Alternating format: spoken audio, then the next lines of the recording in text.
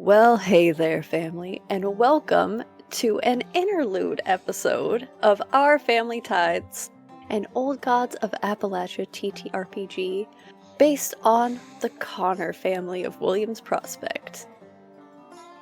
So, let us take a look back into the past with our two Connors who stayed home. Avery. Well, hey there, everybody.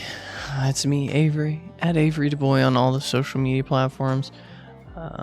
And this time zone, I will be playing Holden Connor, a vengeful protector who becomes the beast.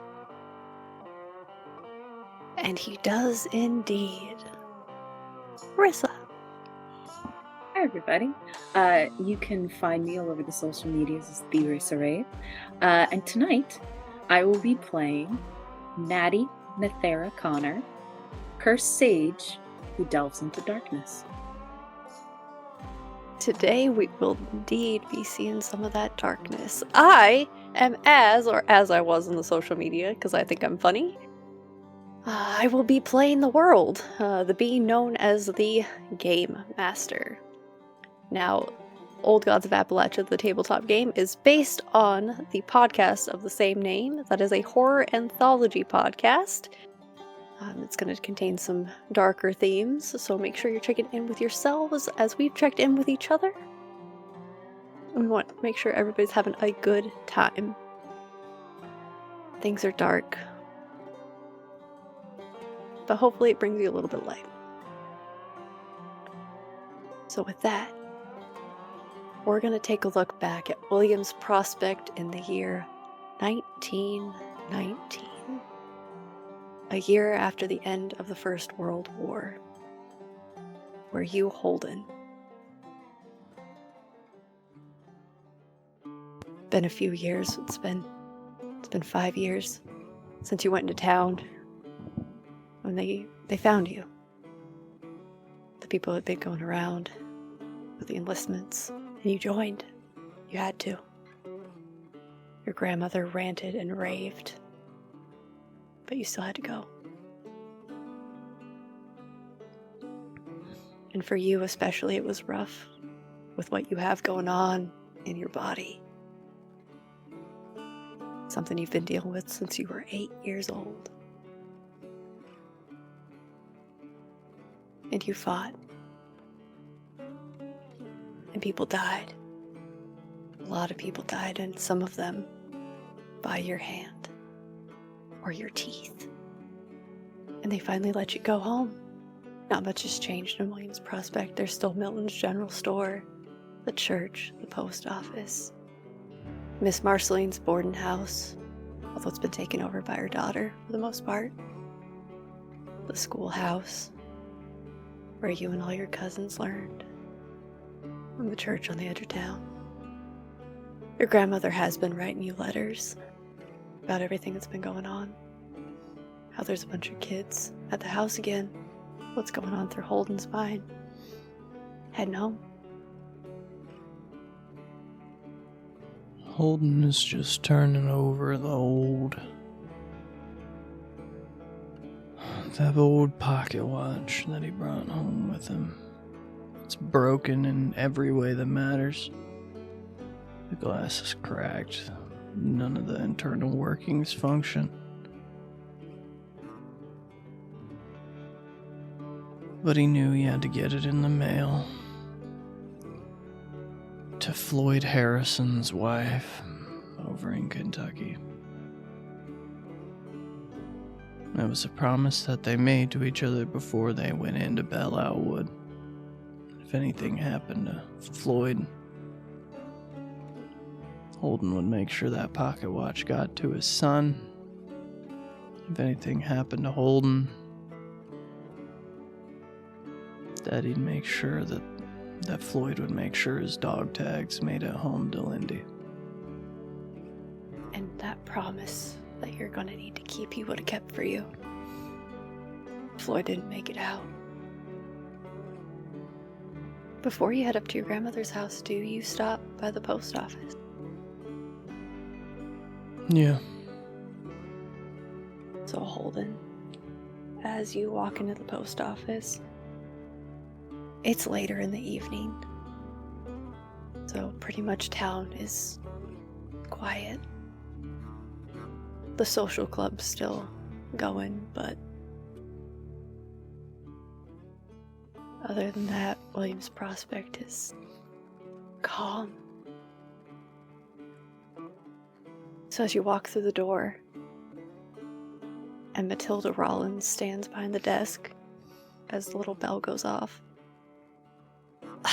Leroy, I told... Holden? Oh my god, Holden! And she runs at you, Holden. Don't touch me, Tilly. She stops. I'm not here for a social call. Oh, but you're home. Why didn't you tell us you were coming home? Does Lindy know? I'm going up the holler after I'm done here. Holden didn't make it home, Tilly. Not all of me did, anyway. A couple of the other boys came home and they were Different. different. I need to send a package. You got a thick envelope I can use. Yeah, Holden. What is it you need to send?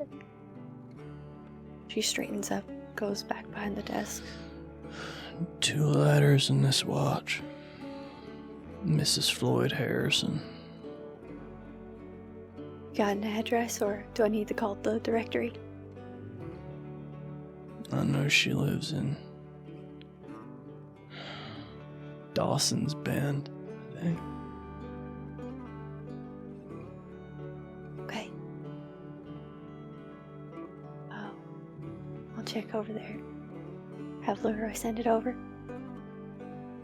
Yeah.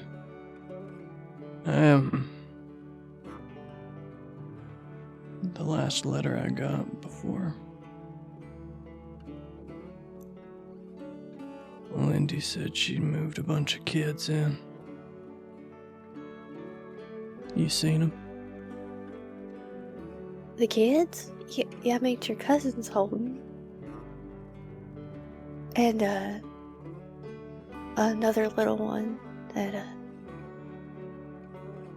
Millie said she found her in the woods. But I think maybe it was just while the camp's closing up, you know.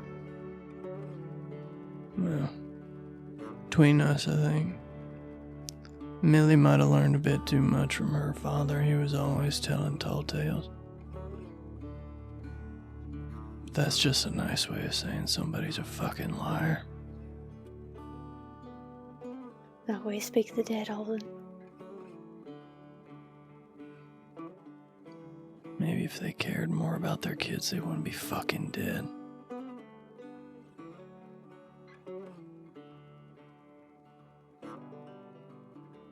Happened over there, Holden. Don't ask me that. Don't you ever fucking ask me that. 'Cause there ain't no way of saying it that means a damn lick. It's good to see you, Tilly Mae. Glad you're not dead. You too, Holden. Holden will leave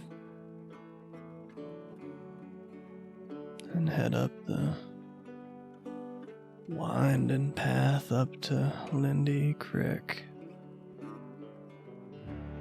And it is a winding path. It's way on the edge of the prospect.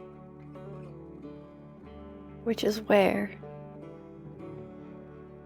Belinda and Natty currently are, as the rest of the cousins are over at the Rollins family house. Belinda sits with you, Natty, showing you how to make a couple little bags, just little charms. Things that she think will help you some of the urges you've been having, as well as the nightmares. Natty isn't sitting too close, Lindy, to Grandma. She's just off a little bit to the side. She's real good with her hands, so she's able to make these charms and pouches with relative ease, despite her young age. She seems small, smaller than she actually is by the way that she's curled in on herself. She doesn't talk a lot. She's quiet. But she's got these big round eyes, round black, and this mess of curly hair. Every time Grandma tries to pin it back or anything like that, get it out of her face, inevitably Natty pulls loose her hair. She's more comfortable with it being as it is.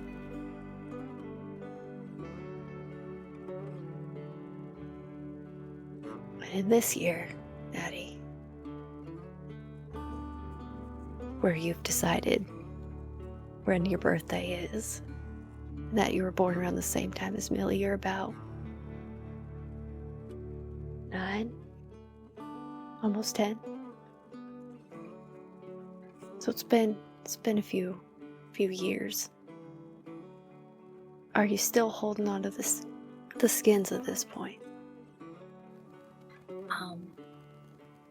I think she still has them. They're probably tucked away under her bed or something like that.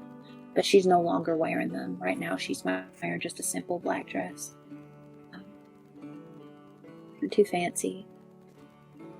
She's still barefoot, even though it's been a few years. She only puts on shoes if they have to go into town.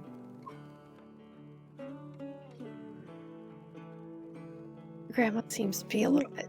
Oh, go ahead. Oh, no, I was going to say, do I sense someone's coming? Funny you should mention that. As she's putting the final knots on one of the charms, she stops. Her whole body goes rigid. And you see just the faintest misting in her eyes before she picks herself up a little bit. All right, Nettie, you need to put on the kettle. Is someone coming? Yes. So, we need to get ready, because I'm not sure how this is gonna go. Okay. Just remember, he's family, and you're family. He's just not all there yet. Okay? Okay. She puts the charms that she was working on sort of with the others that Grandma Lindy made, and she'll get up and she'll go and she'll start the kettle. As your grandmother walks around the house, getting some herbs together, as well as hastily packing her pipe. And then you feel it, Natty. There's something that in the back of your mind just starts to purr almost.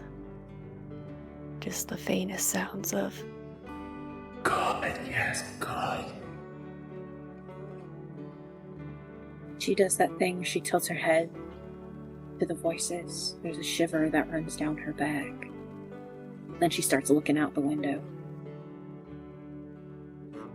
You see that Harry has got out of his pen again and is standing at the edge of the road. And he's starting to walk off the property. And as you look a bit farther, there's someone coming down the lane. But your grandmother lets you leave.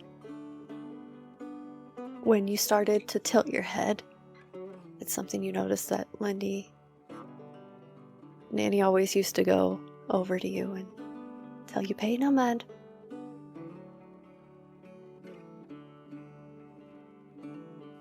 She tries to heed that. Pay no mind. But she sees Harry's out there. And goes, well, I can't just let him walk off with a stranger, so she'll run out. She'll go to Harry. She makes this little clicking sound in the back of her throat, sort of let Harry know that she's coming. He doesn't scared. And then she puts a hand on him. Says, what are you doing wandering? He kind of leans his head into you. Now, Harry is a giant to you at this point with his curly, long hair. He's nearly white. Grandma Lindy said it's because he's an old man. But he seems to be excited. His feet are kind of stomping and he keeps on just slowly inching forward with you as your fingers are curled in his hair. And Holden, as you're walking up the drive, this is what you see.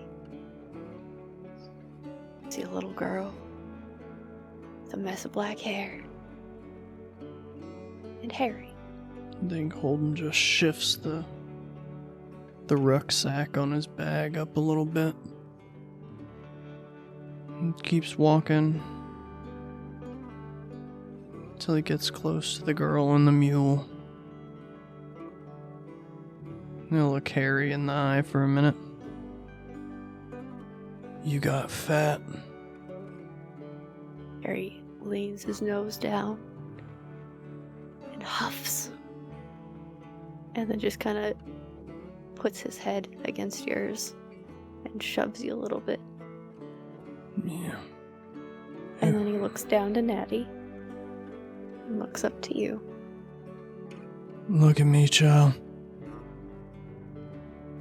She is.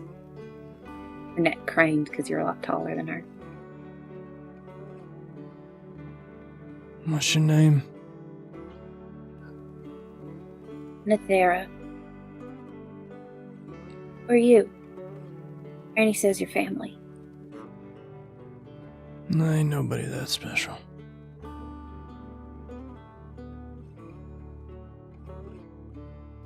There's a shift in her posture. Her head tilting and leaning towards you. And she's still holding on to Harry, but it's not, I'm scared. It's very loose grip. She's looking at you with curiosity. There's a wildness to her features, to her eyes. It's almost like she's trying to scent you and figure out what you are. There's a moment where you see just a little pink tongue sneak out from between her lips, like a snake. You put that away.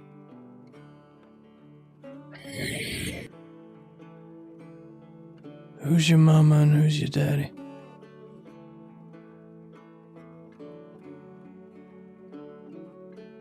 Earth. Oh, Jesus, another one. Who's your mama and daddy? Dead.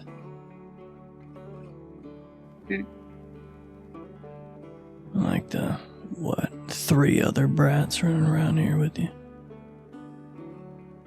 Where are they at? Grandma sent him somewhere. Grandma.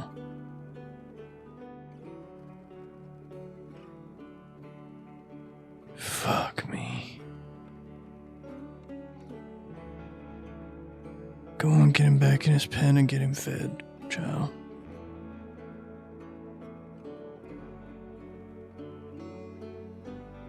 I'm sorry. You will be. She grins a little bit, and then will, come on, Harry, and start to lead him towards the pen. Harry butts in to Holden one more time before he leads you back to the pen. Yep. I think And as you turn, you see your grandmother standing on the porch smoking, watching. I think it's seeing Lindy again that makes Holden realize that in the crossing of arms, he had grabbed the bayonet handle in his belt, talking to a child.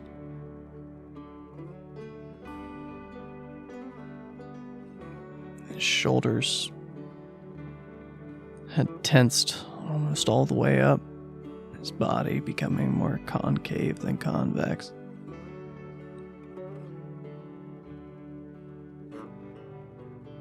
Before he takes a breath in through his nose and out through his mouth.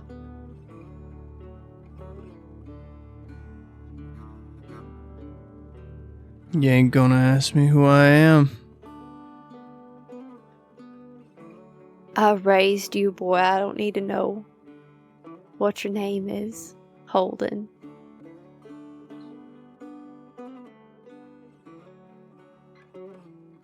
Well, I can say this. You're a lot more convincing than the last two of you I saw. See your grandmother smile. Doesn't really reach her eyes, though. Well, get inside. Let's get you cleaned up. See if my grandson's still under there, under all that dirt. I got a shave in New York before they put me on the train down here. I just need a minute to clean my face up. Holden. I'm fine, Nanny.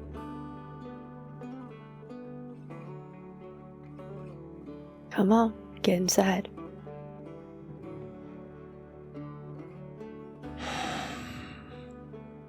Holden will walk in, sit the bag down beside the door, and immediately go to the washroom. As you walk into your grandmother's house, there's... The first time you walked in here, there were so many empty places. Both in the house and in Belinda. Now there's things everywhere. A lot of them are yours.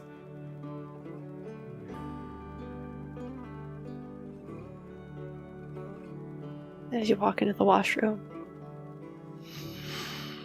you see yourself in the mirror.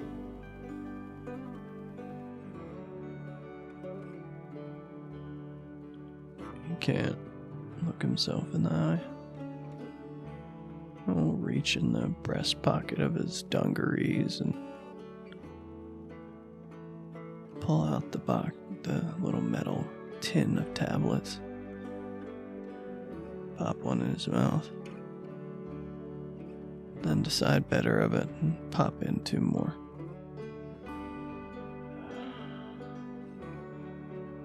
Take one more look at not looking himself in the eye, just making sure his shave is even, that it's all clean. Because if that fuck all the way back in New York City didn't at least give him a good shave for what he charged him, he's gonna hop back on a train and go shoot that man. Now there ain't all need for that. Come sit down. Dinner will be done soon. I didn't ask you to be in my head, Nanny. You've been in there for a minute. Come sit down. What are you doing? Right now I'm getting supper ready. You know what I mean, woman?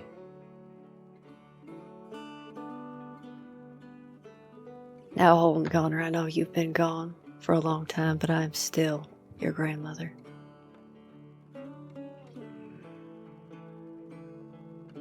There ain't much your grandson left. It's not your fault. It ain't nobody's fault. It's just a fact. Life tends to break off pieces, Holden. Doesn't mean they can't grow back. Life doesn't break off pieces. It eats what it can take from you, if you're weak enough to let it bite off a piece. Is that what happened? You know what happened. I don't like these games you're trying to play. Oh, you don't want to talk about it, so I'm doing what I can. Who the fuck's that girl? You watch your mouth. She's your cousin. No, she's not. She is for now.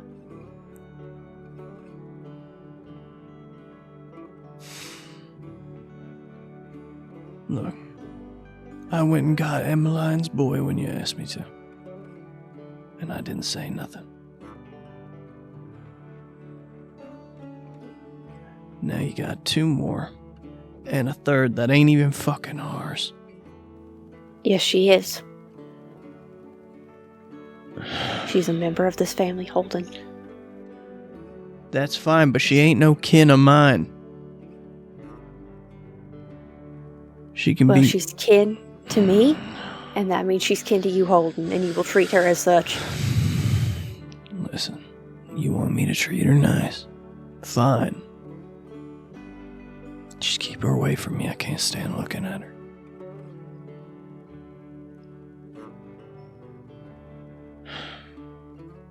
I know you're not right now. That they got you all jumbled up, and you got you all jumbled up. But don't take it out on her. I'm righter than I've ever been, Nanny. We both know that's a lie, Holden. Look me in the eye and tell me you didn't let her stay here because she looks like my mother. Your grandmother is staring you directly in the eye. Say it. I'm not doing this with you right now, Holden. Because you can't. I don't know what happened with you and your children, Nanny. And I don't much care. I love you. And I stay. And I stay here. And I look after you. And you look after me. And that's how it's always been. But don't ask me. Don't ask me to carry any of their water, because I will not fucking do it. I told you. It's my job to take care of you. The same thing with her. It's my job to take care of her and the rest of them. You can paint it whatever way you want to paint it, Nanny. I'm not painting it, it's just the way it is, Holden. It's not. It's not, Nanny. I could have laid down and died over there, and I didn't. Think I came back here for the scenic views. I came back here because I made you a promise, Nanny. And I keep my word. Something you got from me, boy. Pity your daughter didn't get it from you. Now, Natty. You've been getting Harry in his pen. He's been nibbling at your hair.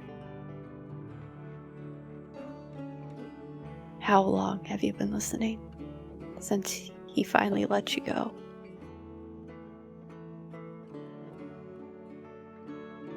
Right about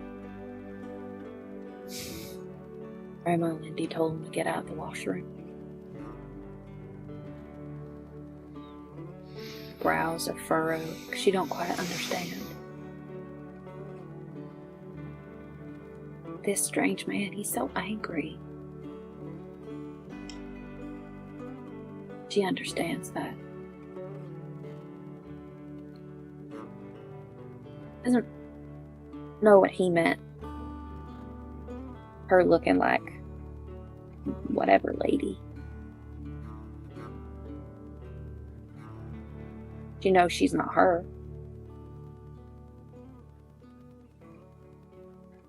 She does wonder if maybe there's some truth to that.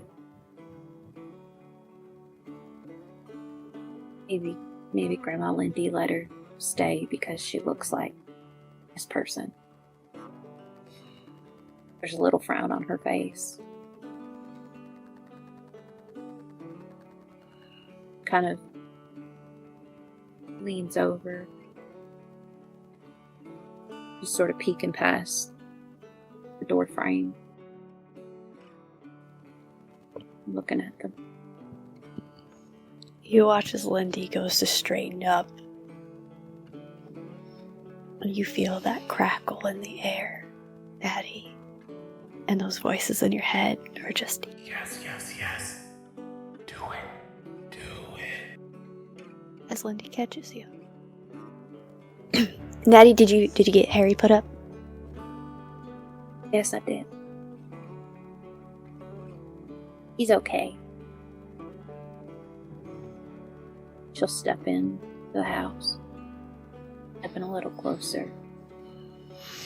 Again, doesn't get close to Granny, but is sort of in her sphere. But her eyes are on Holden. And that same kind of feralness that she had when she first got here is just peeking through.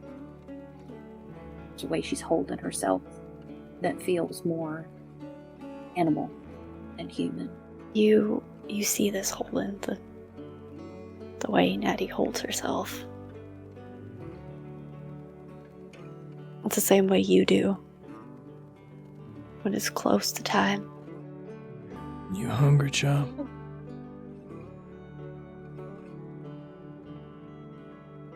Yes, sir. Sir was my daddy and he's dead. My name's Holden. Get yourself something to eat. Both of you go sit down. He sits in her seat. And I, as I'm looking at Holden, can I see him? Sense something's off? Do you want to use? I do. Okay.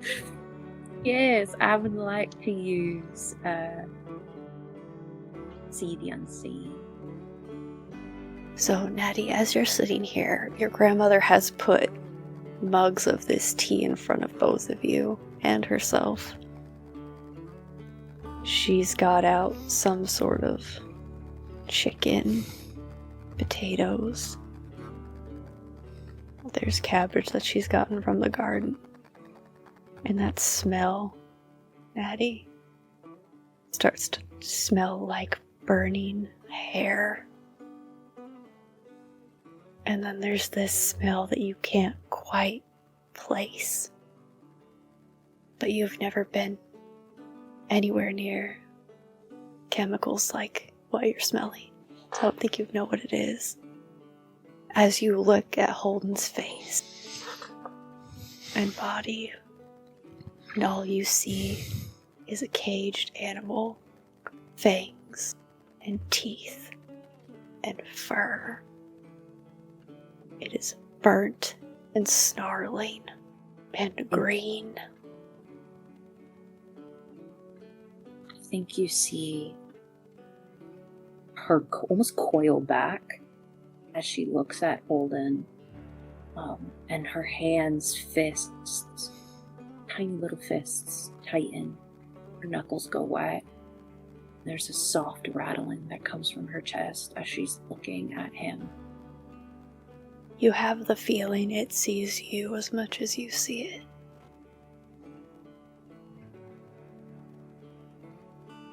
He jumps up from her chair.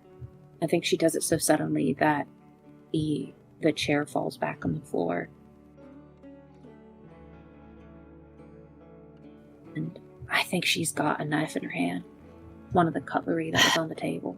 There ain't no need for that, Nethera. No. Let her be, Nanny. But I'll tell you this, child. 13 men tried to get close enough to me to end my life with one of them. And I'm here and they're not. So if you're gonna do it, don't miss and don't let me see you coming. There's a tremble that runs through her for just a brief moment. And she drops the knife. She takes a couple steps towards Holden. Pauses. Takes another couple steps. Till she's right next to him. And then her hand reaches up. Because in her mind, she's not seeing Holden. She's seeing this thing. This beast. She knows what she did in the woods. When she came across beasts. So she reaches her hand up, and a hand, and her fingertips touch his face. Holden will catch your wrist. Don't ever touch me. You're hurting. And that's why you shouldn't touch me. Granny says you gotta heal what's hurting. I'm sure Nanny's teaching you a lot of things. Like how to pick up that knife you dropped on the floor and wash it and finish your supper. More of that kind of soft rattling comes from her as she pulls her arm away. She picks up the knife she dropped. And she looks at Granny. And I think it's just a silent, there's something wrong. It needs to be fixed. And she walks over and she starts to clean the knife. When you look at your grandmother, there is something there that you haven't really seen before. It's almost guilt. She tries to hide it really quick, but you can see that spread of emotions in her body with the way you see things. Not everything can be fixed, because some things weren't meant to be broken, alright?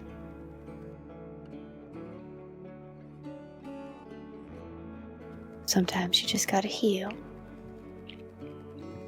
and drink your tea. She's looking at Holden. Holden will drink the tea down in one gulp and just look to her. I'm gonna get my things set up in the woodshed. About time I fix that old roof anyway. Got it cleaned up for you.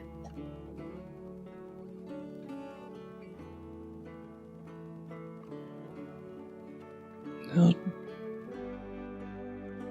almost look at Natty, but like he's looking over her shoulder before looking back to Lindy. You keep her away from me.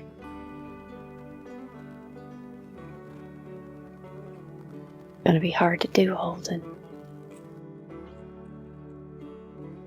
You can do anything you put your mind to, Witch of the Crick. Holden will stand up and grab his bag and walk out the back door. And your grandmother just watches you as this all goes down.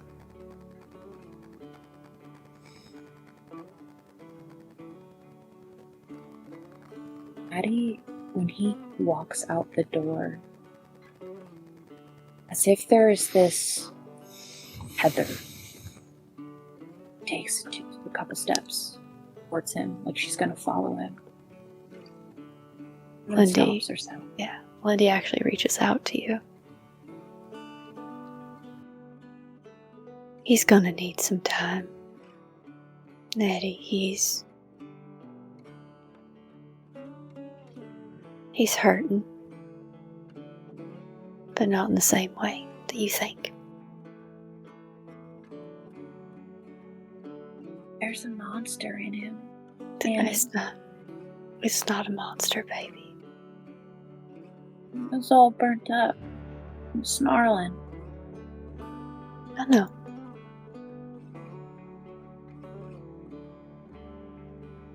Why doesn't he like me?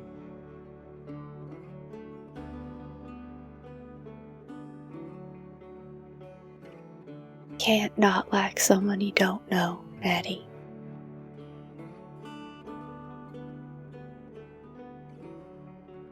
Is there something wrong with me? No, baby, there's nothing wrong with you. Holden's he's having a hard time. You look like someone that he cared about that let him down.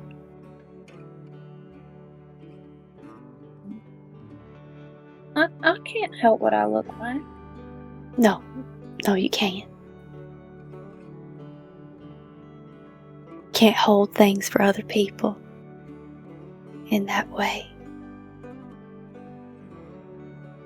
You can only do what you can do. And hope it's enough.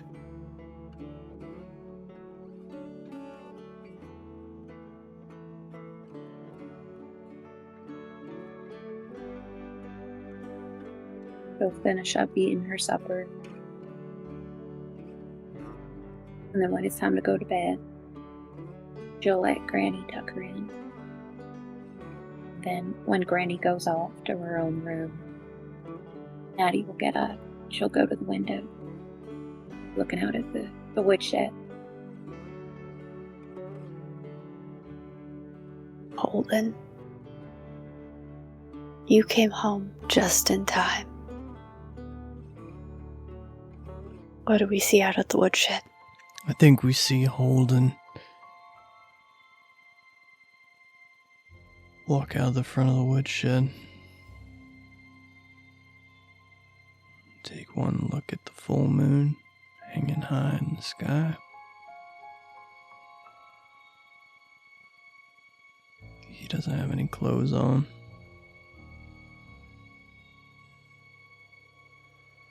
Before he falls down to all fours, and the first thing that splits is the skin around his ribs. Before the eyes pop out of the sockets. And glowing orange, fiery wolf eyes with that nocturnal predator sheen look up directly at Natty in the window. Her hands are up by her face as she watches this. Not fear in her eyes of this thing. It's that it's in pain. And then the fingers and the toes lose themselves at the middle joint. Claws and fur growing out from them as the rest of the skin begins to rip. And the last thing, before the wolf emerges, the jaw cracks and distends as a wolf's maw and eventual head pushes its way out of Holden's mouth, ripping its way through his body. As a stark gray wolf shakes the gore out of its fur and begins to eat what's left of Holden. That gray is contrasted starkly with deep chemical burns on its face and its side, scars all over its body.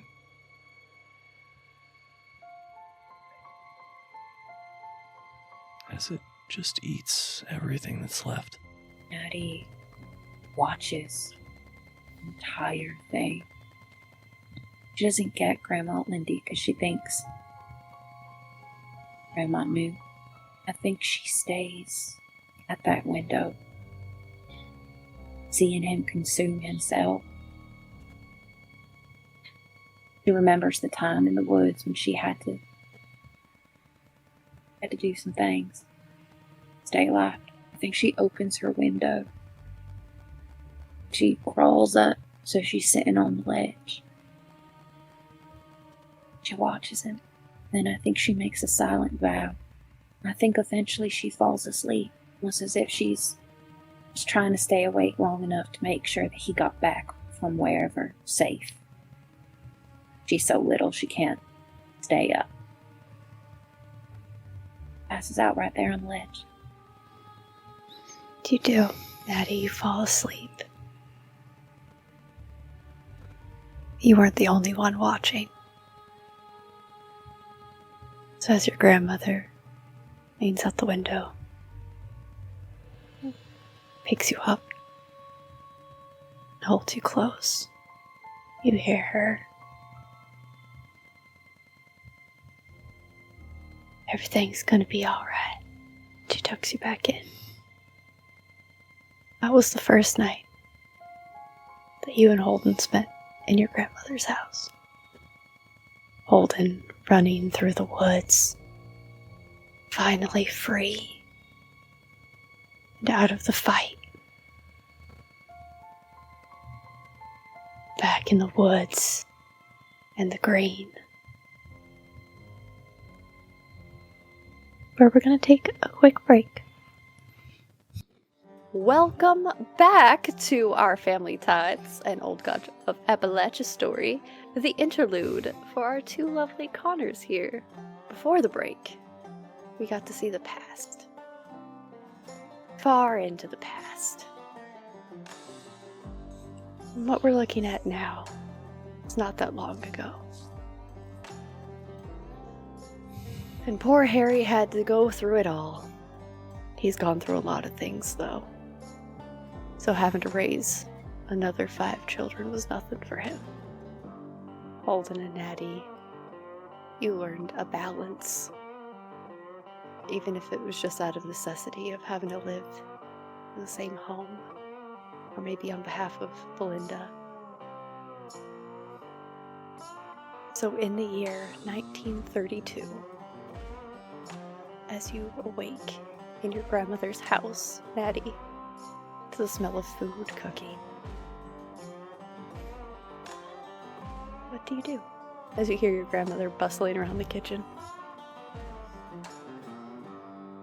Natty, much older now, she has routine. So she makes her bed, gets herself ready for the day, does some of her routines of making sure that she has her special cigarettes, her charms and things, the evidence of a thing she's working on, a necklace that she was commissioned to do for one of the ladies in town, is on her side table. Some of the beads, not quite wired in yet. And she says, I'll work on that later, there's much to do. Harry's got to be taken out and walked about and such. But when she's ready for the day, she looks out the window just a moment, her eyes briefly looking at what Holden calls his house. Just a brief second. And then she goes out the room and heads towards the kitchen where he's making some food. Morning, Grandma. Morning, baby. Are you still heading into town today to drop off that order? Yeah, I planned on going. All right. I was going to take Harry out first, but I have to work. Well, if you want to take and do that, and then I got a couple things I'd like you to pick up at Milton's for me. Yeah, of course. I'll have Holden give you a ride into town. He's got to do a few things.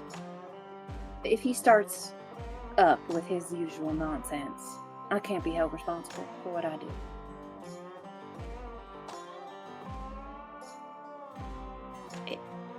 Eat your breakfast. Yes, ma'am. She opens the window. Holden? Are you awake yet?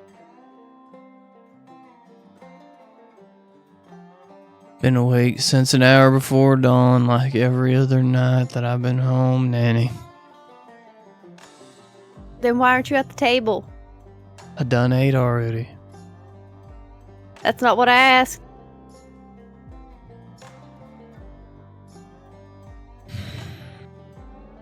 Nanny, I got in real late last night. I'm really not feeling it right now. Better than a cup of coffee to fix that. She shuts the window. Noisily drinks her coffee. Holden. I'll look back down at the photo in his hands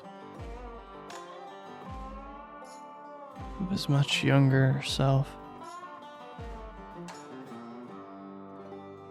arm in arm with a young, sandy, blonde-haired man. He just puts it away and heads into the house and grabs his coffee. I gotta see to some things for work in town today, Nanny. I can't be around all day. I know. I got things I need to do around the house, and then if you could take Natty into town with you, she's got a couple orders, some things I need to. You okay, Grin? Hey, I'm fine, baby. I just You smoked your pipe this morning, Nanny? I was getting to it. There's things that need to be done though. Sit down, eat something, I'll pack your pipe. And she does. You know there's times when your grandmother gets like this. So she sits, picks up one of the biscuits she made this morning. She drinks her coffee. You need some of that bergamot from Milton's. Yeah, some of the bergamot. We need a couple more pounds of flour. And, should be a package for me. Hopefully, at the post office, we'll see. Who from? Just a couple things from Clay Morgan. Alright. Wait, I never did get around to telling you I was doing a survey. You never guess who I ran into down there at that where they were trying to build that railroad. You never guess who I ran into. Was it that Rollins boy? Or No, you remember Miss McGowan? You used to write letters to. I mean, Essie's been gone for a while now. Well, yeah, I ran into her great nephew down there. Oh, what was his name? Ewan, I think.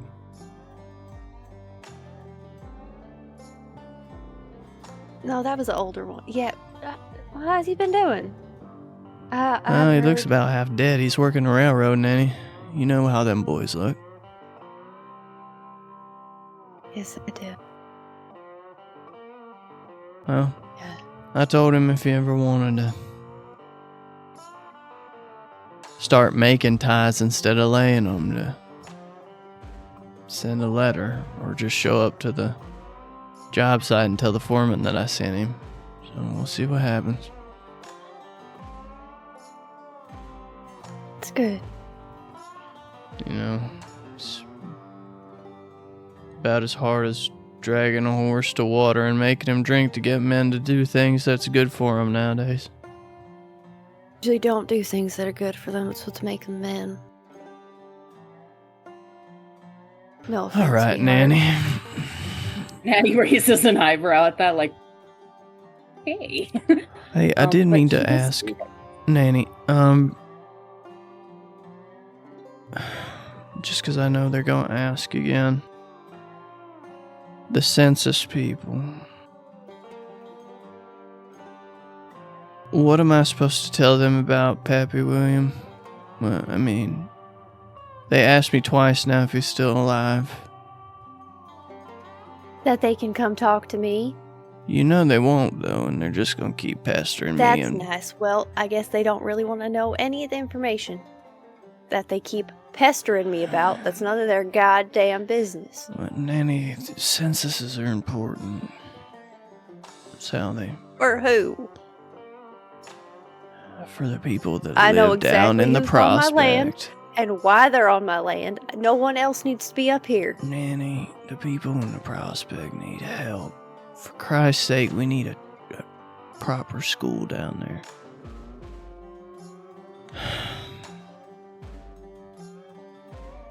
And you know how much I hate books and school and studying, but there's bound to be children who need it to survive because they ain't got the strength of arm or the steel of back to work. I'm not entirely sure what the census has to do with that. That's how schools get money from the government, Nanny. Things like censuses. So the school needs money.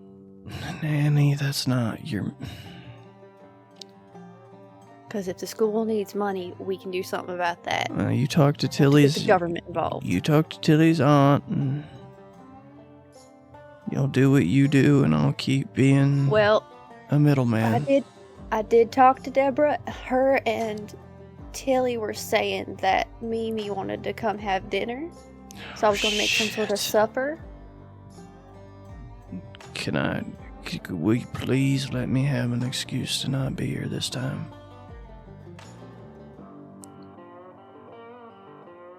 Why don't you want to have supper with the Rollins? We've been close with them forever. Miss Tilly has a liking for Holden. It's... That's why. For some reason, Tilly enjoys Holden's company. That is for sure. Natty, you do best not to talk about things you don't understand. I didn't say you had feelings for her, but it's clear to anybody with eyes that she's sweet on you. Now, Natty. I think you We need don't to be get your talking eyes other people's checked. business. If Tilly wants to talk about it, Holden, Tilly will talk about it. And that's that. Anyway, so the Rollinses are coming over for supper. Yeah, and I might... Probably on Sunday. I got stuff I gotta do. Nanny, Yeah, you have supper with the Rollins. Nanny, if I don't get Do this... you know how... Look, If I don't get this Mimi's survey wheelchair. report in by Monday, they're going to try and start logging down on the other side of the holler, Nanny. they can try. Nanny, it's not them men's fault where they get sent and what trees they're told to cut. What do you want them to do? Just not show up and not be able to feed their families? Go do your surveying. And I'll Well, see you for supper with the Rollins. if I finish in time, Nanny, don't. Well, you best finish up your coffee so you can take your cousin into town. Get started. He'll pour the rest of the coffee in a thermos. Don't forget your lunch. And she's gonna grab one of the baskets she's got together for Holden. Come on, kid. I'm a grown woman, Holden. No, you ain't. Grown women She have looks- grown women have husbands. Grown men have wives.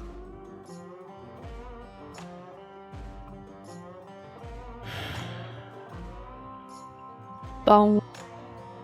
Bong. Bong. Bong. Nanny, when you gonna let me fix that damn clock? It's 5 minutes That early. clock works exactly how it's supposed to. It's 5 minutes early. It works exactly how it's supposed to, Holden. Daddy will grab the basket that is Holden's lunch. She'll lean forward and give Granny a kiss on the cheek. We'll be back soon. I'll see you in a little while. Holden, you gotta. And she kind of licks her thumb, cleans off your cheek. I'm gonna There. be surveying down around the south end of the holler. Do you need me to look for anything? You need some honeysuckle, you need some creeper vine, what you need? You want to get me some honeysuckle and mugwort? That'd be. I'll keep Yes, an I don't I'll keep an eye have out. to go all the way out there. I'll keep an eye out, but that damn russet mold's creeping in down there. We're gonna have to Well. clear cut a bit. See, that's understandable. If them boys want to go out there, clean it up, make sure the forest is good, go for it. It's a glowing endorsement for me. That's why I have to do my job, Nanny. I love you. I'll talk to you later. Bye. I love you, kids. You be safe. Love you. She'll follow after Holden when they get towards the beat up car that we've got. Say, Holden, if you just tell Tilly you're not interested, she'll stop. It's not like that. Well, it sure looks like that.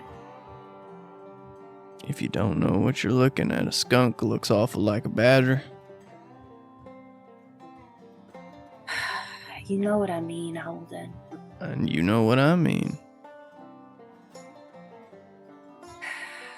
You need to get your eyes checked.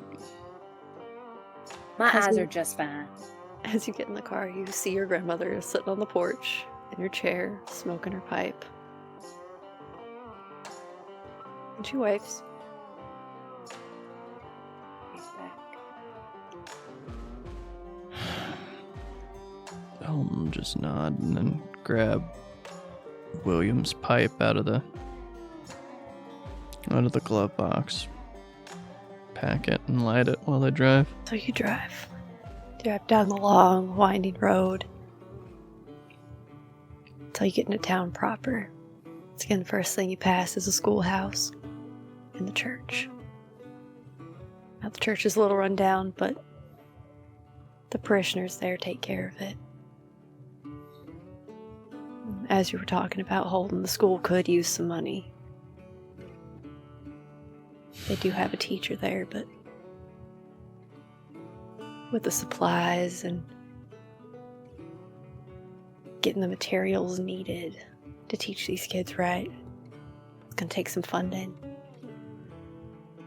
The community could get it together, but government assistance would be helpful. So you drive further into town. There's people out and about. You see them watching your truck. As you drive past the boarding house to the general store. And you see Milton's General Goods on the sign above. As Holden kind of pulls up, he'll again that same look as always, almost looking at her, but looking over her shoulder mostly. I got about 6 hours of work I gotta get in. You gonna be done by then? Yeah, I'll be finished. Alright. I'll pick you up at the post office. Alright. Don't be late, Natty. You stay safe out there, Holden. There ain't nothing out there worse than me. There's a moment where she's looking at him. And on the one hand, she believes that. But on the other, something that's always been with her, under her skin,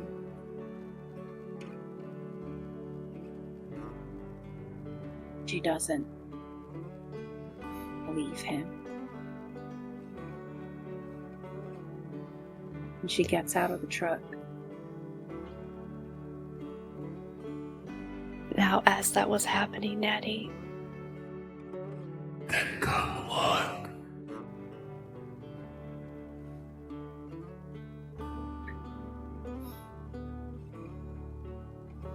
Make them no mind. She shuts the door. Brief moment of goosebumps kind of going across her skin. She hears that voice. She walks towards the general store, but her eyes kind of linger on the truck as it rumbles further down. And then she dismisses it and she walks in.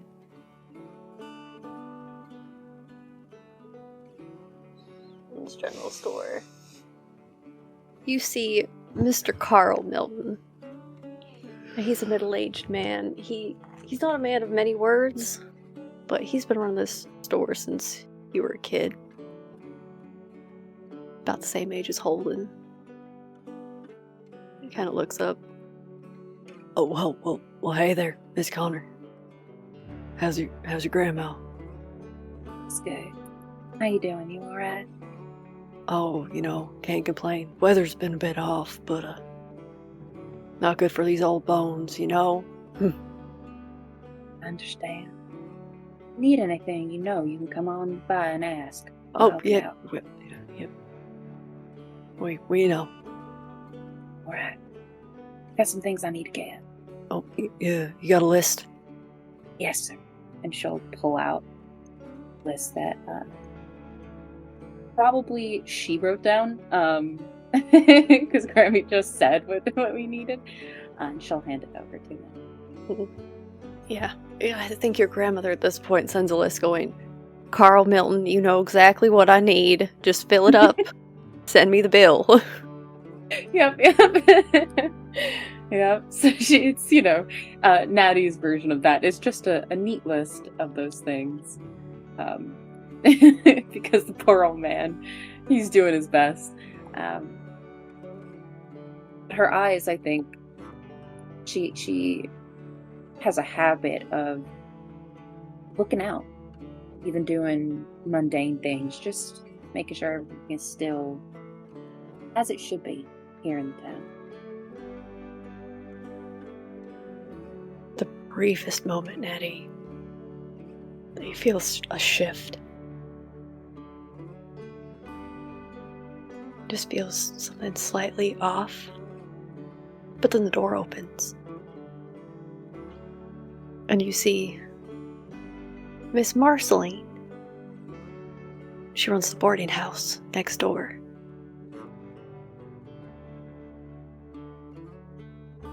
She stops, instantly seeing you. And then puts on that smile, that what we will call a customer service smile. Mm-hmm. Sarah, how are you, sweetheart? I'm alright, Marceline. How are you? Taking care of yourself? Oh, just right as rain. Got a few new boarders. It's always good. Mm-hmm. Yeah. So you by yourself, or your grandmother here? Just me today.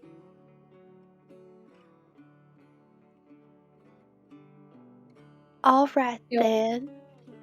You alright, Marceline? You look a little nervous. Oh, no, just, making sure we have everything we need. Yeah?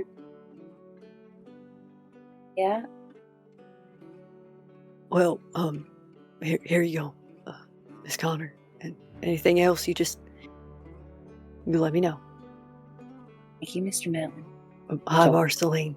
And We'll grab those things. Sort of cast a lingering look on Marceline. Natty, despite Granny's tutelage of giving a win-in customer service smile herself, Natty doesn't. Her face is quite stoic, and when she looks at Marceline, there is a bit of a Now don't step out of line. And she'll, take her stuff, and then she'll say, "I'll have a good day." Well, you too, sweetheart. Well, we'll see you. We'll see you around. Bye, Miss Connor. Gives a little wave, and she'll walk out the door.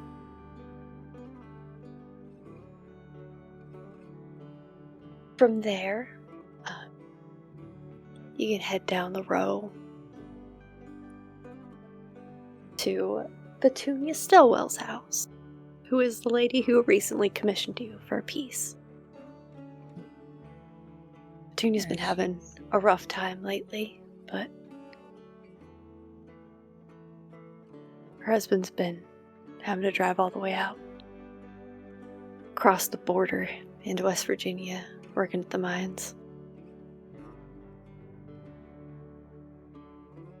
Yeah, there's a gentle knock at the door. Natty. Takes a moment, but Petunia opens the door. Oh, hi, Miss Connor. I wasn't expecting you so early. And you can hear the kids in the house. They're getting ready for their day to head to the schoolhouse. I just wanted to bring over the piece you asked me for. Oh, it's ready already? Yes, ma'am. Oh, that's wonderful. Thank you so much. Of course. Do you want to come in? Sit down. Oh, I'd appreciate that. Thank you. She'll step into the house. See the little kids running about. The littlest one's probably about 2. You see the older 2 seem to be wrestling into jackets and, doing the normal thing of, "Mom, where's my shoes? I can't find a sock. Timmy bit me."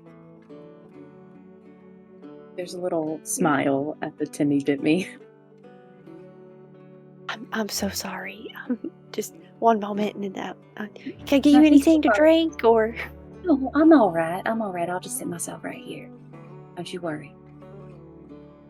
Put your things down. You watch her wrangle her 2 children out the door.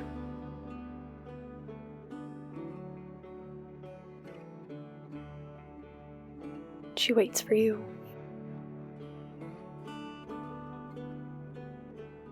Yeah. Natty goes into her bag, and she pulls out a bracelet. It's got 3 stones in it, and there's like a almost like copper wiring that's holding the gems themselves in place, and then wood that she has carved to fit whomever is meant to wear it. And it's wrapped in just a simple cloth. She says, "Right, well, this is for you. This is it." Oh, perfect. Edmund's gonna love this. We can use every bit of light, especially when he's down there. Yeah. Is cough getting worse? Yeah. Doc said it's probably his lungs. Company won't pay out. So. Yeah. We'll do what we can. Thank you, Miss Connor. Of course. I'm happy to help. Any way I can. And Petunia has been, as I said, she's been going through a rough time to the point where she did catch you in town one day and heard that you made things that could help people. Yeah, I think center stone. She mentioned a bit of light that we can. The center stone is almost canary yellow.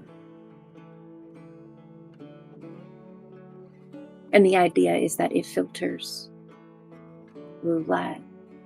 Natty would call it a sunstone. And then the two others are darker, like a darker cobalt color. And they're meant to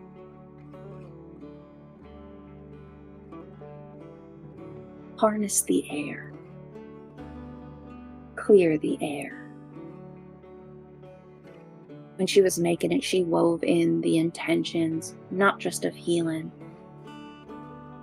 but a warding type of protection that would, just like a canary, sound when something is off.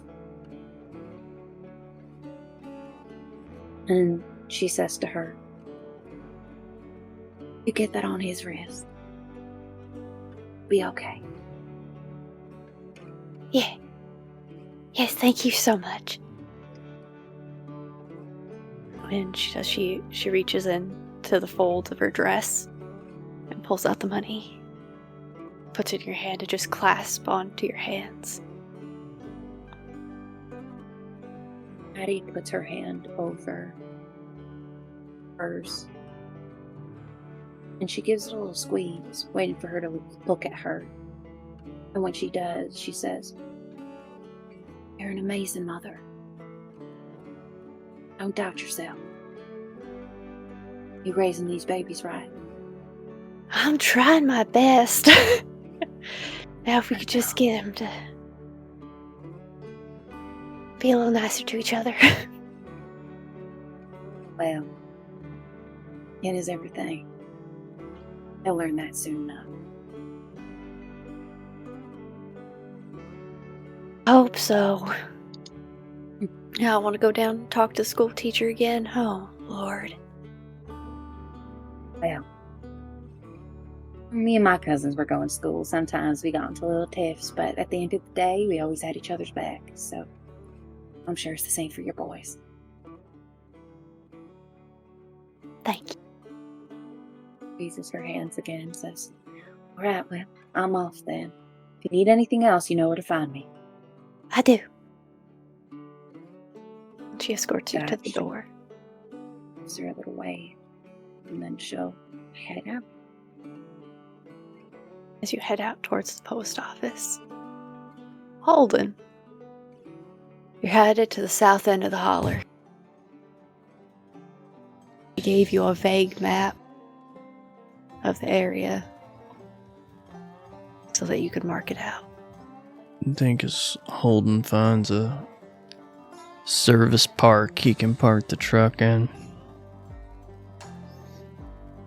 Gets out, the first thing he always grabs is the rifle hanging from the rack in the back window.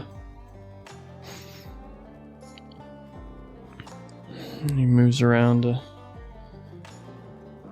to get his axe and his backpack out of the bed of the truck. Almost forgets that thermos of coffee before leaning back in and grabbing it. And with his rifle and his bag slung over one shoulder each, and his axe tipped over his shoulder as well, his other hand on William's pipe that he holds squarely in his mouth. It's time to get to work. Somebody's fucking got to. Now, Holden, do you have anything that would help you with mapping out this area? Yes, I am trained in wilderness survival. Oh. So, I'm gonna need you to roll me. For this, let's go might with what's gonna happen. I said 18 on the dice. 18 on the dice. All right, with that, once again, be kind. All right, I know it's probably for combat, but here we are, and I'm gonna do it. And come at me in the comments later. With that, it's like you know exactly where the edge of the property is. You go through, you make your marks. You don't run into any sort of trouble. It's so quiet, Holden. You're used to that in some places. Wildlife knows when there's a predator nearby. But this is silence. It's like the air isn't even moving. Holden will sling the gun into his hands. Holden Williams' pipe in his teeth.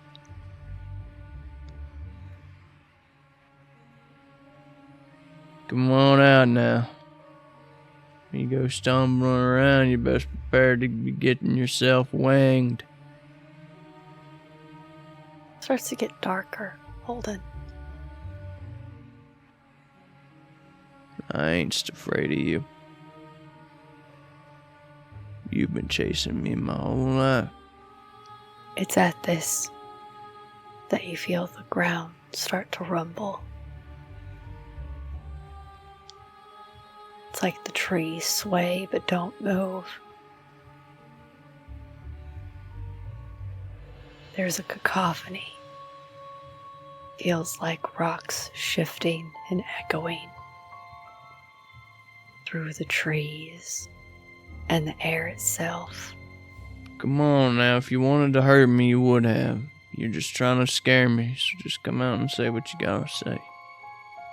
Debt must be paid. And it goes dark, Holden. For the briefest second, everything goes dark. You feel both flesh and fur over your body. What's going on in Holden's mind in this moment as you are both somewhere and nowhere? I think for just the briefest of moments when everything is still, he realizes that the intake of smoke through this pipe makes the smallest little whistle. It's the same whistle that you hear just before an artillery shell hits the ground. In a very real sense, he's back in the trench. This is just a different kind of shelling. The sounds and noises you hear are in your mind. The feeling of shrapnel and screams, blood filling the air and your mouth. And then it's you in the woods. Everything is still and calm again. You can say a debt is owed all you like, but if you can't come collect, that's on you. And you come near my family, there won't be enough of you left for them to scrape up off the pavement. The only thing that answers you, Holden, is the rustling of leaves as the wind blows through the trees. And the slowly descending light. Oh, no. When this started, the sun was high in the sky. I'll finish his map. Finish drinking. You do so easily. Finish drinking the cold coffee in the thermos. And I'll just take one look back as he's getting into the truck. Man, fuck this job.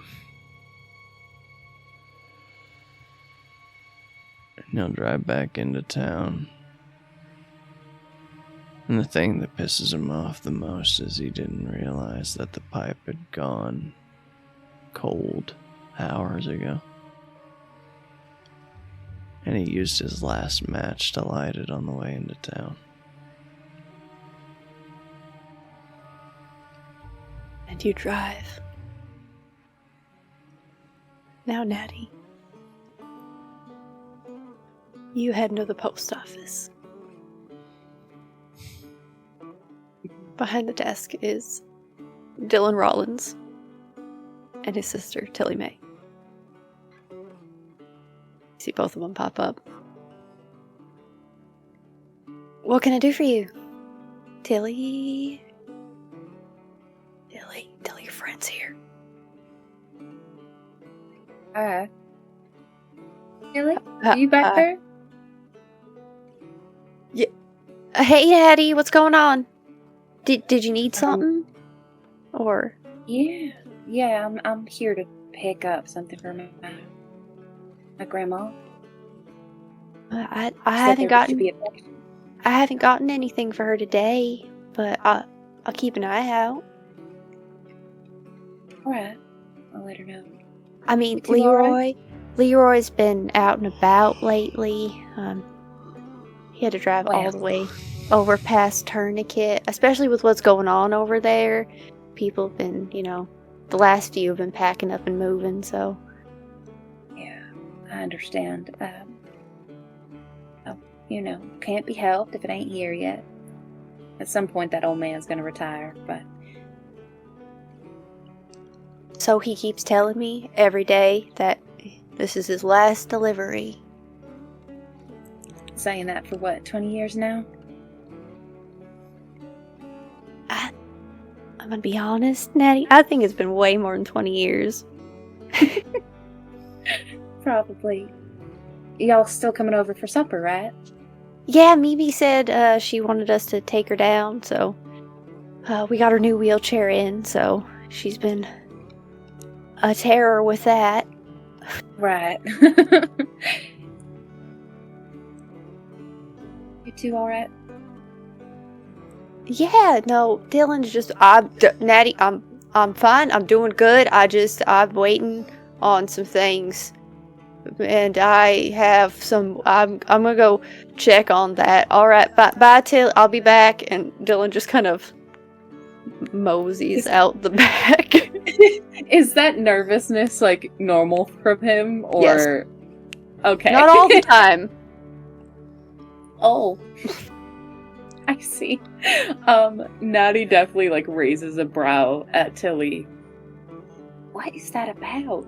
I have no idea what his problem is. We've known each other since we were kids. I don't understand. That's what I keep telling him, that everything's fine and he just needs to. What? I don't pretend to know what goes on in that boy's mind. So yeah, we'll be over on Sunday. Oh, fantastic. All right then. Listen, go easy on Holden. He's grouchy. That's the reason I shouldn't be. He needs to get out of his own head and pull it out of his ass. I don't know how many which ways I could tell him that, but he's a stubborn son of a bitch and don't listen to nobody. Well, it'll be good to have you over. Company will do Granny good. It'll be super nice to go over for dinner. We could go maybe go on a walk. That'd be nice. Go on the property line, or I would like that. Do you want me to get Holden to come with us? oh, that's fine. You don't have to hold. No, it could just be the two of us. Oh, all right then. I wouldn't mind that. Could use some company. I mean, I love Grandma, but I live with my grandma too. No, I totally understand. No, that'd be great. Just two of us. Perfect. Yeah, great. All right then. So I'll see you then. And tell your brother to calm down. Ain't nothing gonna happen to him. I don't buy it. I've known him his whole life. He ain't gonna ever calm down. All right then. You take care, Tilly. I'll see you on Sunday. I'll see you Sunday, Natty. And Natty, I have a question. Mhm. That rumbling when I leave the post office, I'm just like right outside the post office. It's no rumbling for you, Natty. Okay, all right then. What so yeah, you I was. hear Oh, good. is those same words, though, Okay. echoed over and over, along with It's almost time.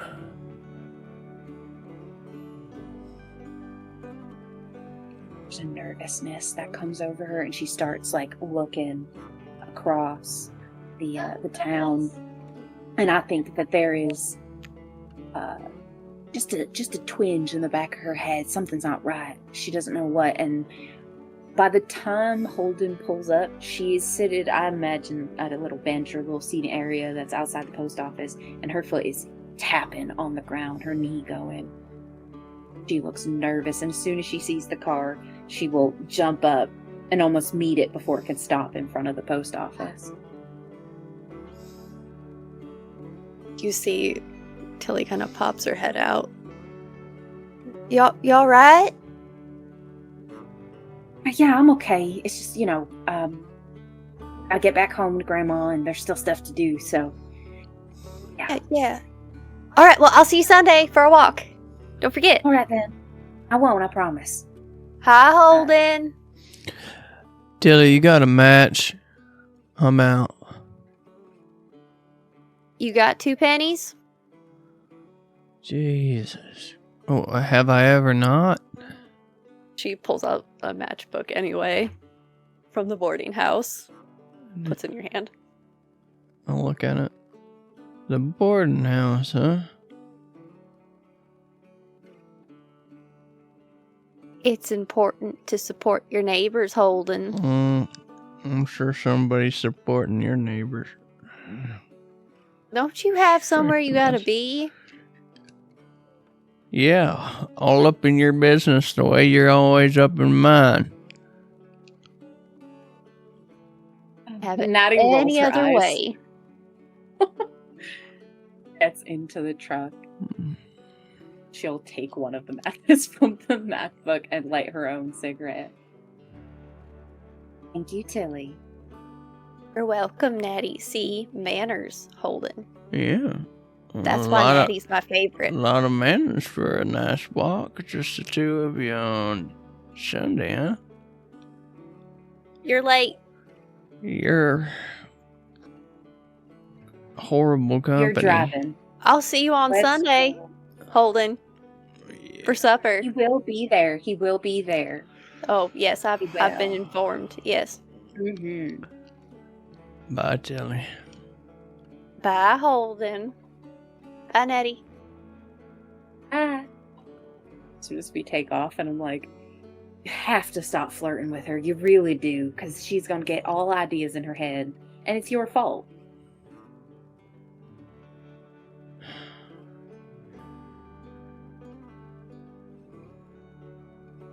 Holden will stop the car. Natty, I prefer the company of men.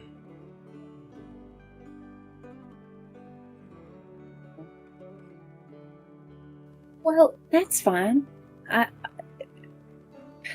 Look, I'm just teasing you, Holden. I know you're not interested in Tilly.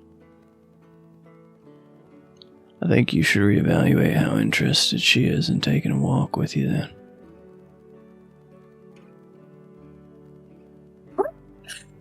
She is perplexed. She's like, what? Puzzled look on her face, and says, I ain't telling no more Really? tales out of class, and I don't talk bad on nobody, and I surely don't talk good on them neither, but this is telling tales outside of school, and I ain't gonna turn into one of them old men who just sits up on the mountain and gossips. Well, you are going to be one of them old men, but maybe you won't gossip so No, much. I ain't never gonna get old. Stop saying that, Holden. It's true. There ain't been a man in this family since William Woods lived past 40. Yeah, well, a lot of them made poor decisions. Some of them didn't. Holden, you know I don't care, but interested in men. I wouldn't So, care if you cared. I know, I'm just saying. And I'm just saying, so you stop pestering me.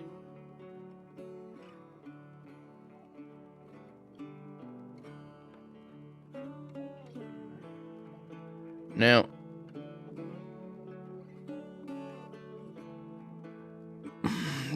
did they have everything at Mountains, or Yeah, they had everything. where's Nanny's post? Apparently it didn't come till it said she didn't get anything yet.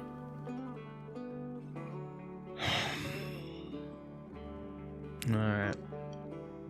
Nanny ain't gonna like that. Yeah, well. It gets here when it gets here, I guess. You know, old Leroy, it takes him forever to get anywhere. Yeah.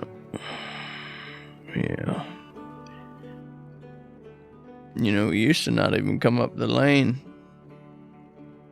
When he dropped me off, Really? when he dropped me off for Nanny, he wouldn't even come up the drive. Why is everyone so scared of her? She's a delight. No, she ain't.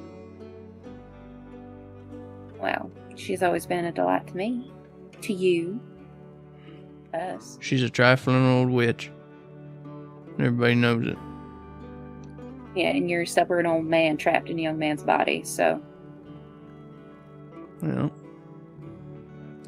when somebody else can start doing my work and I don't have to, I'll stop being such a son of a bitch about it. I doubt this, Holden. We've had... When Daxton was around, he was more than capable. No. But then... No, we wasn't. Well, then you said what you said. Just after that. They all did.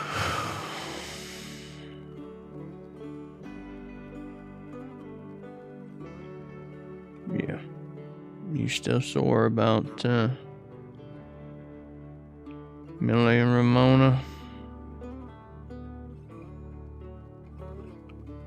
Could have told me. Wouldn't have stopped them. I would have. But they hid it from me. They lied. Yeah. I'd have stopped. You would have tried. No, I would have. I would have went in Nanny's room and I'd have got the paddle and I would have given them a whooping like they ain't got since they was children.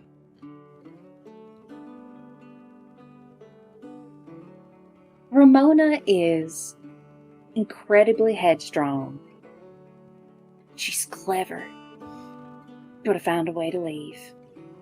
And Millie loves books, Holden. She loves stories. She loves words and She loves all not that being jazz. herself. Holden, what do you not understand? That is the most herself. She's most herself when she sat with a book. No, I knew her people. Natty, I knew her mama and her daddy. She's not her parents, Holden. None of us are. No, but we can't help from where we come, neither. And as much as the people what come before us owe us something, we owe them something too. I have a question. Are you just still stopped? I think so. I think Holden didn't realize that they were still pulled over. But Speaking of Leroy, he pulls up alongside you. It's down this window. what are you doing, you old son of a cuss? Are you kids alright?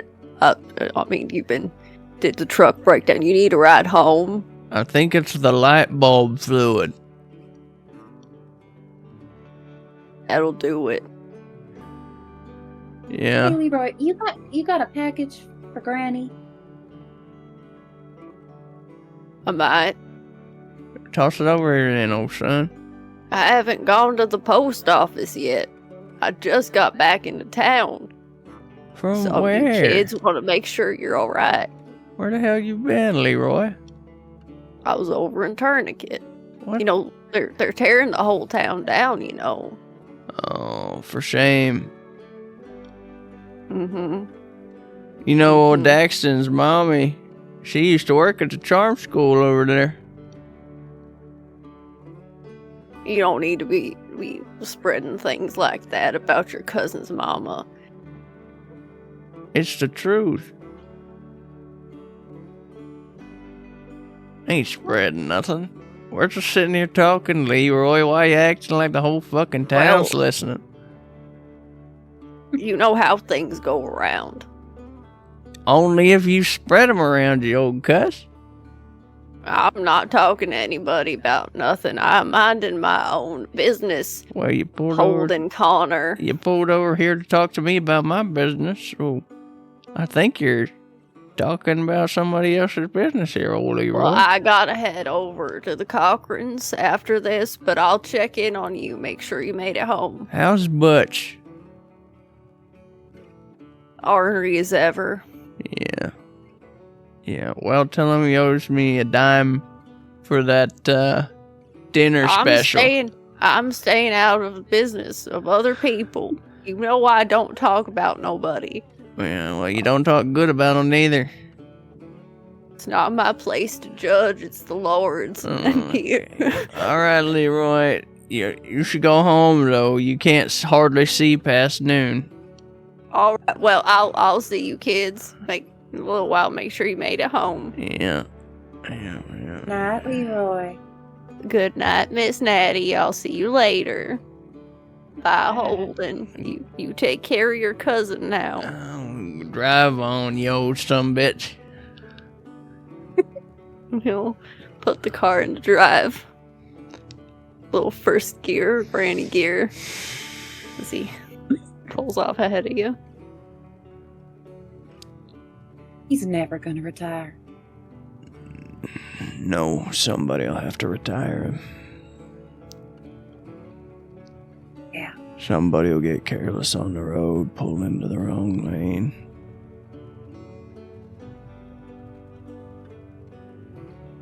Holden. Hmm.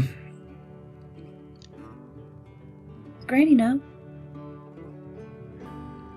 Your preferences? I don't much care if she did or didn't. Ain't never nobody's opinion of who I like to spend my time with other than my own matters. No. I'll keep your secret. Ain't no secret, just nobody asks. Well, no one asks you to your face, Holden. Pretty sure nobody asks about it behind my back neither, but who's to say? Natty kind of rolls her eyes because people have asked. Women specifically have asked about his availability to Natty. So she's just like... Did you know, and Holden will start driving the truck again. Did you know that about Daxton's mama? No. I don't really know too much about none of y'all's parents. Granny doesn't really talk about it. Well, Seems like a sore subject. between you and me, Mm-hmm. I went and picked him up after his daddy done run off. Oh. Okay. He wasn't too old then, but the point of contention being that his mother worked at the charm school. You know what the charm school is? Do I know what the charm school is? I feel like I don't. I believe you would have heard of Sheila Walker's charm school, but by the time you were old enough, it had already closed down. Sheila Walker died in 1907, after which Emmeline moved to Glamorgan. And she worked out of the house of Miss Ellie Walker. I know a little. She's a whore. No, Miss Walker stuff. Oh, Yeah. well, I don't rightly judge. I ain't how judging, but that anyone was... makes their money. I just... again, between you and I, the point of contention in their marriage, I believe, was the fact that there was no accounting for the boy's parentage. See, Actually, Holden, you would have known. Emmeline never got married. Yeah, well. She referred to Daxton's father as her husband, but they were never wed. Well, Daxton ended up where he needed to be. Ended up here.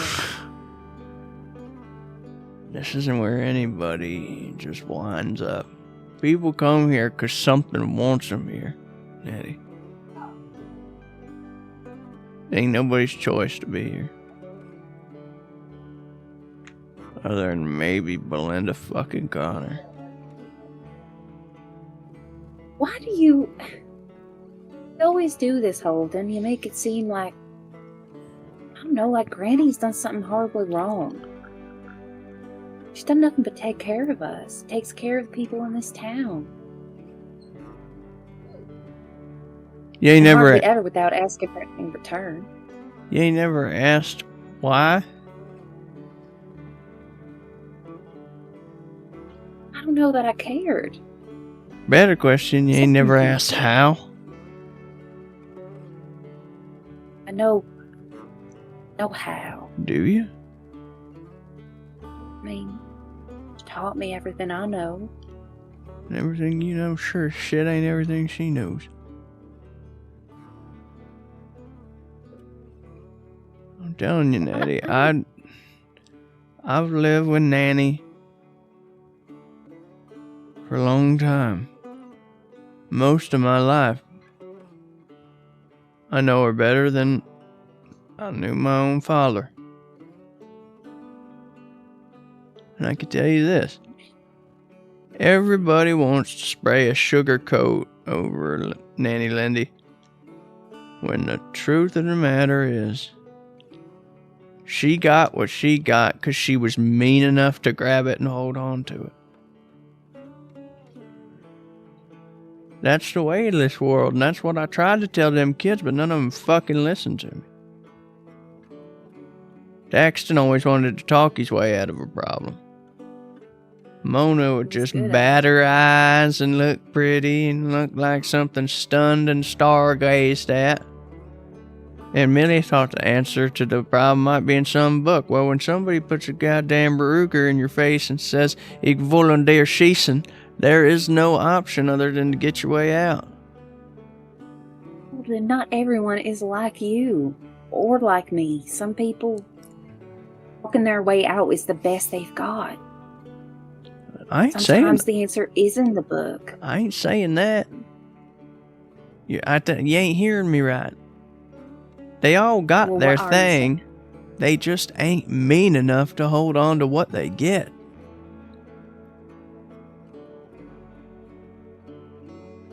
Sure, you bit Daxton hard enough to give him a scar once. Well, if I bit him, he'd have never got up. Because I am mean enough to reach out and get what I want, Natty. And I hold on to it for sure. Granny stopped me. I'm glad she did. I'm not. Now the question is, Holden, do you stop in time before you hit Harry? No, probably not. I think there's a moment where she goes to say something to Holden, and then she just yells out, "Holden!" because she sees Harry. Shit. As you come up the driveway, there's this force that hits the truck as it comes towards Harry. The front is now dented. Son of a bitch. It's a jolt. Harry stands there. He is on the edge of one of the wards, Nettie. Something's not right, Holden. She gets out of the truck quick. Get him to the pen, I'll park the truck. pouring out the front from the radiator. Oh, shit. Holden will put it in Come on. neutral and start to push. I start to guide Harry back. He's You alright? he's nipping at your arm and pulling at your What is it? sleeve. I'm coming. What is it? What is it? It's alright. I'm here. And he leads you back to the house as you push the truck Holden up the drive. I will let each of you take an experience for the complication that is now you no longer have a truck until you fix it. Because it's supposed to go to one other player, but there's the two of you right now, so. So you see her first, Natty. Laying in the mud in Harry's bed. She grips onto Harry as she feels her knees go weak. And she's staring at her grandmother. And her eyes are going over her body rapidly. And she lets out a blood-curdling scream. One that I think shakes the trees. Shakes the whole property, Natty. Immediately, she bursts into tears and runs over to Granny's body. No, you're okay. You're okay. Come on, Granny, wake up. Wake up, Granny, wake up. Please wake up. Please wake up. Shaking her a little bit, she's pushing her hair from her face, wiping the tears that fall on her from her face, and she just starts screaming for Holden. Holden doesn't run. He knew everything he needed to know from the scream. I heard it 100 times from men laying in the mud, crying out for their mothers, crying out for God or whoever to come save them. It's all the same scream, just different voices. Holden will walk into the pen.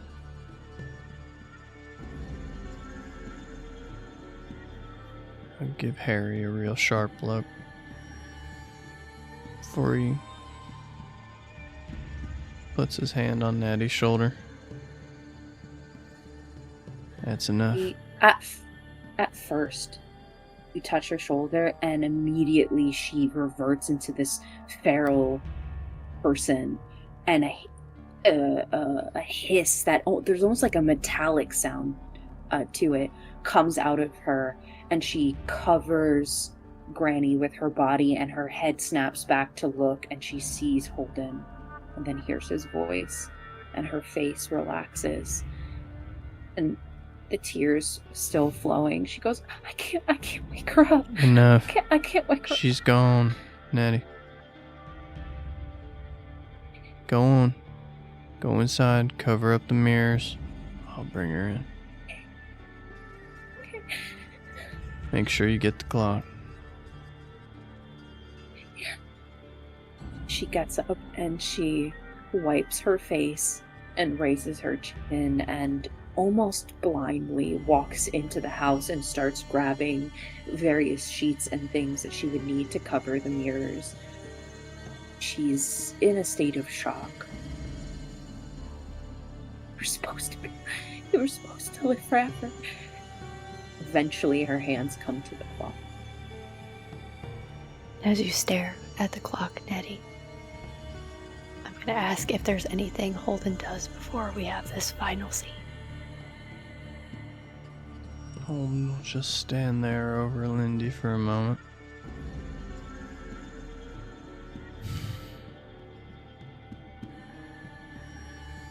Damn you. Damn you for being just another motherfucker making me carry their water. Damn you for making me care about these fucking kids. Damn you for making me come back here and put my life together when I should have fucking died over there. And damn you for making me love you, you old bitch. I did everything for you, and you told me that you would never let me down. You promised. I kept my promise to you, and you didn't keep your promise to me. So fuck you.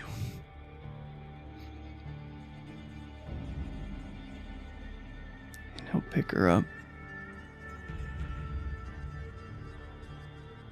And he'll kiss her on the forehead. And I hate that as angry as I am at you,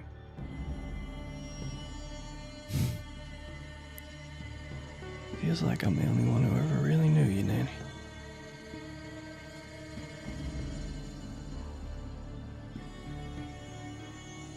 And Holden, you take your grandmother inside. As Natty, you look at the clock and you stop it.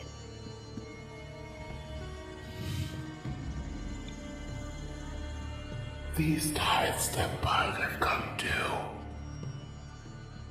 The price, the price, the price, the price.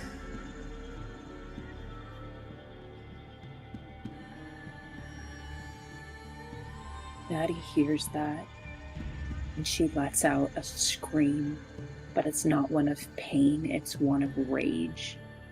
And she screams, "Shut the fuck up!" and punches the nearest thing, likely the wall, and then falls to her knees. Stops. And the events unfold of Leroy coming to check on you. And the town coming by. And then your cousins coming home. Because a price must be paid. That is where we will end this interlude session of our Family Tithes. Thank you all for joining us, and we will catch you for the next episode. Have a good time zone.